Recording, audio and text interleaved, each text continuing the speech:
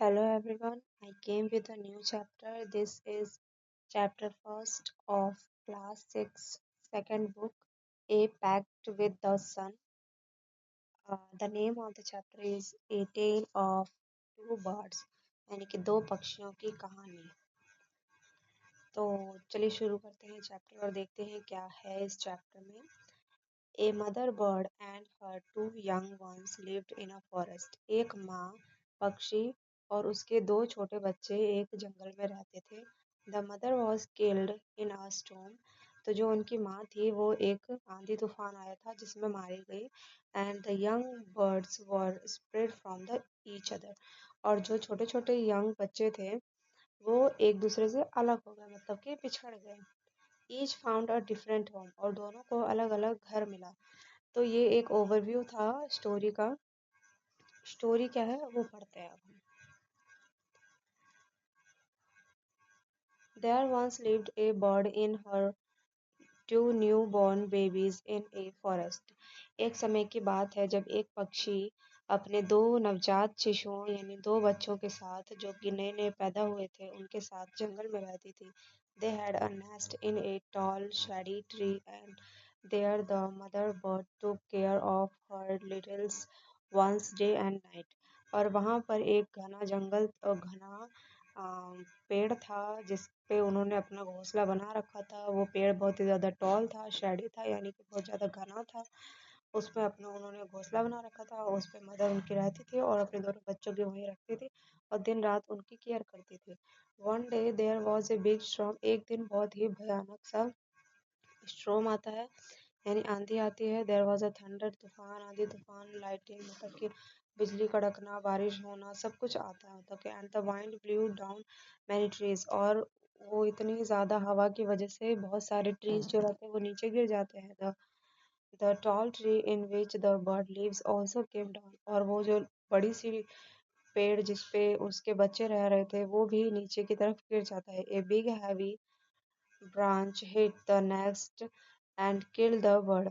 एक बहुत ही बड़ी हैवी ब्रांच जो होती है, मतलब कि टहनियाँ होती है, उसको हिट करती है और मतलब कि जो नेस्ट को हिट करती है टहनी, और वो जो नेस्ट होता है वो नीचे गिर जाता है। तो जो बर्ड्स होती है वो मर जाती है। Fortunately for the baby birds, the strong wind blew them away for the other side of the forest. पर हाँ, उनका भाग्य अच्छा था दोनों बच्चों का, जिसकी वजह से जो दोनों बच्चे हैं, मतलब चिड़िया के जो दोनों बच्चे थे, वो बच जाते हैं और वो दोनों अलग अलग दिशा में चले जाते हैं। One of them came down near a cave where a gang of robbers lived. एक जो होता है उनमें से वो अ, कहाँ आ जाता है, एक रॉबर्स के पास आ जाता है, रॉबर्स की गैंग में। रॉबर्स मतलब कि चोर चक्के डकैत ये सब की गैंग में आ जाता है। The other landed outside rishis आश्रम इन अ लिटिल डिस्टेंस वे। और दूसरा वाला जो रहता है वही थोड़ी दूरी पर दूसरे साइड जाके गिरता है जहाँ पर एक ऋषि का आश्रम रहता था।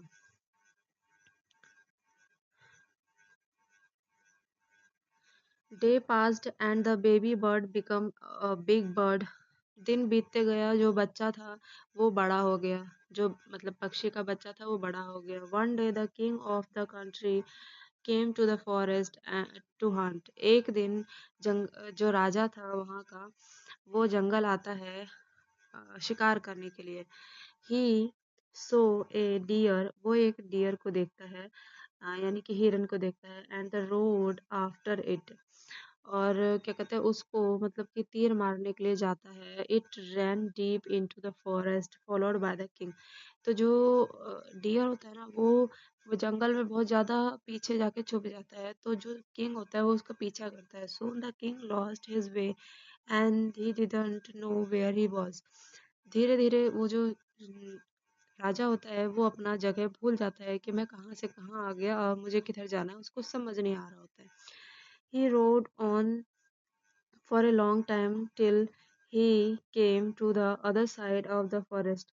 वो बहुत मतलब परेशान हो रहा था, तब तक वो चलते चलते दूसरी साइड में आ जाता है फॉरेस्ट के। वेरी टायर्ड बाय नाउ, अब वो बहुत थक चुका था। He got off his horse and sat down under the tree, stood that stood near a cave.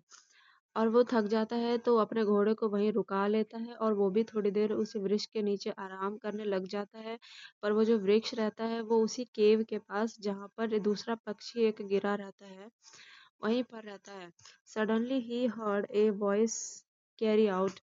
अचानक से वो एक आवाज सुनता है, क्विक हरी अप, मतलब कि जल्दी करो, there are some under the tree. Okay, कहते पेड़ के नीचे कोई है। Come and that his jewels and his horse. जल्दी आओ, इसका जो भी ज्वेलरी है वो सब ले लो और इसका हॉर्स भी ले लो, मतलब घोड़ा भी ले लो, हरी और एल्स he'll slip away। जल्दी करो नहीं तो वो चला जाएगा यहाँ से। The king was amazed. तो जो किंग रहता है ना वो एकदम अमेज हो जाता है, मतलब हैरान हो जाता है। He looked up and saw a big brown bird on the tree under which he was sitting. और वो वहां पे एक बड़े से ब्राउन कलर के आईज वाले बर्ड को देखता है जो कि उस पेड़ पे बैठा रहता है। He also heard fan noise issue from the cave. और वो जो पक्षी रहता है वो भी उन लोगों का साथ दे रहा होता है चोरी करने में। इसीलिए वो अमेज हो जाता है कि क्या ऐसा भी होता है। ही looked up and saw a big, ये तो, he also heard faint noise issuing from the cave. He quickly got on to his horse and rode away for the fast he could। और वो अपने घोड़े पे चढ़ता है और मतलब कि वहां से जितनी जल्दी हो सके निकल जाता है।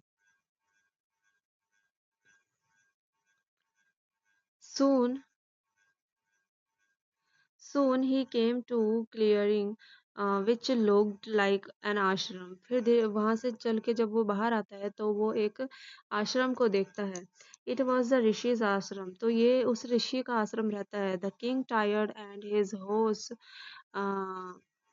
Host to the tree and sat down in the its shade. और जो वो किंग रहता है वो थक जाता है तो वो उस पेड़ के नीचे शेड के नीचे बैठ जाता है। पेड़ की छांव के नीचे बैठ। सडनली ही here a gentle voice announced. तो अचानक से वो एक मधुर आवाज सुनता है, वेलकम टू द आश्रम। स्वागत है आप लोगों का आश्रम में। Sir please go inside and rest. आप अंदर जाइए और आराम करिए।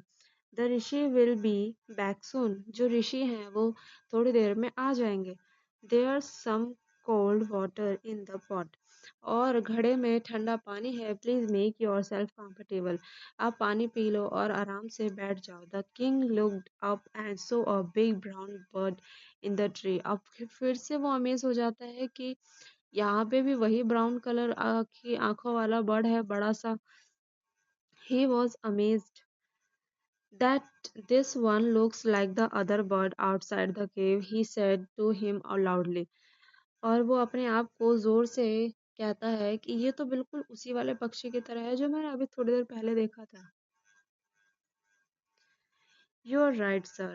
वो कहता है कि हाँ आप सही हो सर। Answer the bird. जो पक्षी है वो कहता है, ही वॉज माई ब्रदर। वो मेरा भाई है। But he has made friend with robbers. पर उसने अपने चोर चोर लोगों को अपना दोस्त बना लिया है। He now talk as they do. मतलब he now talks to he doesn't talk to me any more. और वो मुझसे कभी बात नहीं करता है। Just then the rishi enter the ashram. और उसी समय जो ऋषि होते हैं वो आश्रम में एंटर करते हैं। Welcome sir. फिर से ही सेड टू द किंग। और जो चीजें वो किंग को कहते हैं कि welcome sir, please come inside and make yourself at home. फिर मतलब कि आप घर में आप अंदर एंटर करिए और इसे अपना ही घर समझिए और आराम करिए। यू लोग टायर्ड। आप थके हुए लग रहे हैं। Rest for a while. थोड़ी देर आराम कर लीजिए। Then you can share my food. फिर आप मेरे भोजन में से ही थोड़ा सा भोजन कर लेना। The king told the Rishi the story of the two bird and how each had behaved so differently through they looked alike. फिर जो राजा रहते हैं वो ऋषि को वो सारी स्टोरी बताते हैं कि किस तरीके से उन्होंने दो पक्षियों को देखा, एक ही जैसे थे और दोनों अलग अलग बिहेव कर रहे थे। The forest is full of surprised. जंगल जो था वो एकदम ही आश्चर्यचकित हो गया। He said. The holy man smiled. जो क्या कहते हैं ऋषि रहते हैं वो स्माइल करते हैं और कहते हैं, स्माइल करते हैं। After all one is known by the company one keeps. तो इसका मतलब ये है कि अब इससे यही समझ में आता है कि जिस कंपनी जैसी होती है, संगति जैसी होती है, इंसान वैसा ही बन जाता है। The bird has always heard the talk of robbers. तो जो एक पक्षी था वो हमेशा ही मतलब चोरों के साथ रहा, चोरों की ही बात मानी, तो वो चोरों ही जैसा काम करेगा और वैसे ही हरकतें करेगा। ही imitates them and talk about the robbing peoples. This is one has repeated what he has always heard. He welcome peoples to ashram। और जो दूसरा वाला पक्षी है उसने हमेशा यही सुना कि मतलब लोगों को बुलाना, उनका स्वागत करना, उन्हें बिठाना, पानी पिलाना, तो वो वही करता है जो उसने सुना। I'll tell you more about this place and these birds। तो मतलब कि संगति का असर इस चैप्टर में यही बताया गया है कि संगति के असर कैसे होते हैं। अगर अच्छा संगति होता है तो अच्छा इंसान मिलता है, बुरा संगति होता है तो बुरा इंसान मिलता है। Thank thank you guys for watching the video.